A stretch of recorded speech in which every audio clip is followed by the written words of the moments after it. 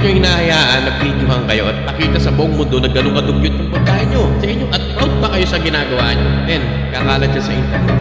Panoorin natin to mga tropa, mukhang exciting to. Tignan natin kung ano ba yung istorya niya. Gentlemen, good morning na yan. Welcome. I am here in La Union, Philippines. Kumusta na kayo yan lahat yan? Gusto ko na sabi, totoo lamang yan. Hindi na kaya tanggap na kalahi ko yan. Noong una, Mr. Nobody was defending the Indians. Wag nyo na sila tawag, Bombay, Indian kami yan. Okay, issue was cleared. Totoo naman di ba? Kahit naman dito ang tawag talaga sa mga, yung Bombay kasi lugar yan Lugar sa, sa India. Kaya kung tawag sa kanila dapat mga Indians lang. Kaya tama rin yung ginawa niya na kinorek niya yung mga tao sa Pilipinas na hindi Bombay. Kahit ako nung bata ako, Bombay. Takot pa nga ako dyan nung bata Nung bata ako. So, panoorin natin. Okay. Lahat ng Filipino, hindi na Bombay yung tawag, Indian na. Tama, Thank you. tama. Sa Pilipino, nakinig sila. Tama. Tapos kayo, ungrateful, mother chodes pa din. Dami nyo na salita-salita. Meron mga Indian Puta, ginawa na nila akong content sa TikTok, sa Facebook. Ginawa na nila akong content. Bakit ikaw? Ginawa mo na content Indian street food, mother chode. Okay, listen to me. Listen to me carefully, with this. Yeah, not with pakinggan this natin mother siya. chode, okay? First of all, I am not the one who is creating the video right there. Ako na ba yung gawa-gawa ng video yan na sobra na madumi yan sa bansa natin yan? Second, kung madumi na sa bansa natin yan, bakit problemado kayo yan? Hindi nyo na nakikita pag pumupunta o umuwi kayo ng India na sobra na madumi talaga yung kapaligiran? Kung if you want to bring some change, then bring some change. Bakit nandito ko sa Philippines? Tama. Ang masasabi ko naman dyan, mga tropa, pagdating sa kadugyutan. Aminado tayo kahit mga Pilipino, dugyot tayo. Pero naman, kahit pa paano, makakita ka pa naman ng ganong klaseng pagkain na hinahalo sa pamagitan ng kamay. Pine-prepare sa pamagitan ng kamay. Di ba? Siyempre, mag-aalangan ka. Sasabihin mo madumi. Di ba? Siya na nagsasabi na talagang dugyot. Aminin na natin na dugyot talaga kasi tanga na naman, paano kakakain ng ganon? Di ba? Although, part na ng tradition nila yan, part na ng mga kadugyutan nila yan. Pero, pasintabi sa mga, may mga tropa akong Indiano or what. Pero, pag nakikita ko yung ganong video, nag-iiba yung tingin ko sa kanila kung paano sila kumain. If sobra ka na hurt, bakit mo iniwan yung sobrang mahal mo na bansa which is India? Bakit ka na sa Philippines? Tama yun. Ako nakinig sa'yo. Ano nasagot mo niyan? Tama yun. Kasi ako nahanap buhay. Pwede ka naman hanap buhay India yan Correct. If you really love India, why did you leave India? Yes, tama. Tama yun. Ano na? Wala na ako rinig yan Diba? Kung sobrang mahal at tapat ka sa bansa mo, bakit mo iiwan? Unang-una sa lahat, sobrang hirap ng bansa natin. Same as the Philippines, Number 2, tad-tad ng corruption yan. Alam natin yan. Yung iba...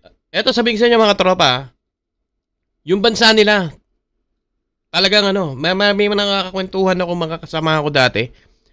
Talagang corruption sa kanila, napakatalamak. Kung maraming corruption sa Pilipinas, mas maraming sa kanila, mas grabe. Kaya ganun kahirap ang buhay nila sa kanila. Kaya siguro yung mga pana nagpupunta sa atin para magnegosyo kasi nga kahit konti kita nila, may negosyo sila. Pero yung may correct din si Mr. Nobody. Mekos na natin yan, tropa. Let's go. Iba dyan, play safe, naghahanap lang ng butas whatsoever, di ba? Dito sa Pilipinas, yes, meron din corruption. So, hindi naman tulad sa bansa natin na sobra-sobra. Wala nang pakialam yung gobyerno natin sa mga street food vendors. Correct, tama. No more cleanliness, wala na silang pakialam yan. Oo, tama. People want to make money. Yan, ginagawa na nila yan. And foreigners going in our country, taking videos of street food vendors, they're tasting it. Negative comments, positive comments, doon wala kayo salita, wala kayo sinasabi. Pero ako, dami nyo salita, dami nyo nasabi. May point din siya dyan, May point din siya dyan. Lahat ng kumalat na video galing dun sa ginagawa niya is hindi naman galing din sa kanya. Galing din dun sa mga turista na pupunta doon sa bansa nila. 'Di ba? Isipin nyo, sa isang video na i-upload ng isang tao, tapos ganun yung in-upload niya, Men, kakalat yan sa internet. Kakalat sa lahat yan. Na ganyan kadugyot. Kahit sa Pilipinas mangyari yan, ganyan din man eh. Ganyan din naman kakalat eh. Ganyan din kadugyot ang kalalabasan. Pero isipin nyo, bakit nyo hinahayaan nga naman na videohan kayo ng ganun? Diba? Ganun lang yun eh. Ganun lang ang mentality ng bakit nyo hinahayaan na videohan kayo at pakita sa buong mundo na ganun kadugyot yung pagkain nyo. Diba?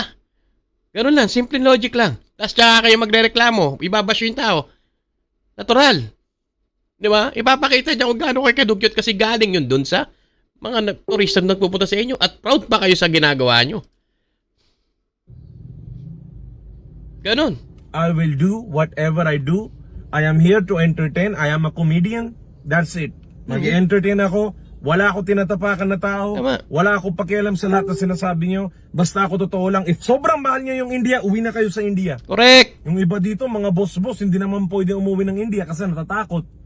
Correct. Tama. Sir, hinay-hinay lang. I know your Tama, background. Hugas kamay ka na ngayon. Tama. Correct yun. Correct. Sobrang na ayoko na. Sobrang na dami salita yan. If you hate me, you hate the Philippines, Go. get lost. Balik ka na India yan. Wala kami pakialam. Shut your mouth. Utang na yan sa iba ng Filipino.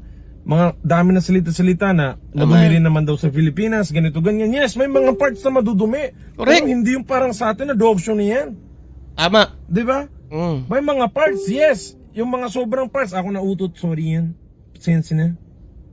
Okay, pupo time na yan. Bye-bye na. Men, may sense lahat ng sinabi niya.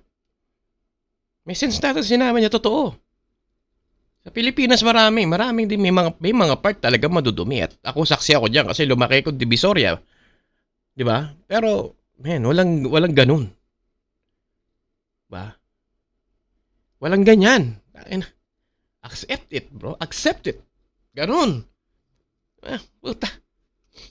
Pero ito respect sa mga Indiano, mga Indians, respect sa inyo.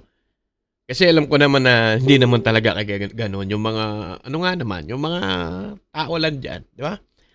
Pero, hygiene yan eh. Tanga na papakain mo ba sa tao yan? Di ba? So, yun lang, respect sa inyo, no? Na nag-react lang tayo dun sa video ni Mr. Nobody. Ha? So, kung galit kayo sa akin, ha? Sa inyo na yan, ito yung akin opinion lamang. Ha? Ganun lang yung mga tropa. So, maraming salamat. I-mekos na natin yan, insan. Peace out.